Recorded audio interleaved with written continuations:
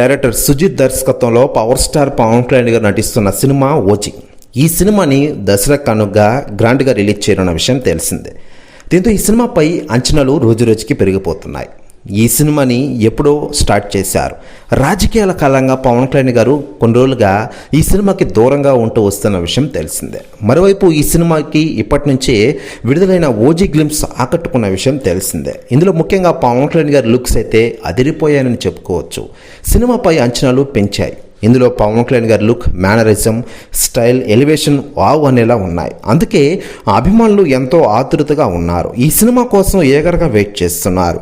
ఈ నెల 25వ తేదీన ఓజీ విడుదల కాబోతున్న విషయం అందరికీ తెలిసిందే. ఈ క్రమంలో తాజాగా ట్రైలర్ అప్డేట్ వచ్చింది. ట్రైలర్ రిలీజ్కి టైం ఫిక్స్ చేయబోతున్నారట.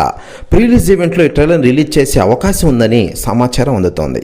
ఈ నెల 19 కానీ 20 కానీ ఈ సినిమా యొక్క ట్రైలర్ని విడుదల చేసే అవకాశం ఉందని తెలుస్తోంది.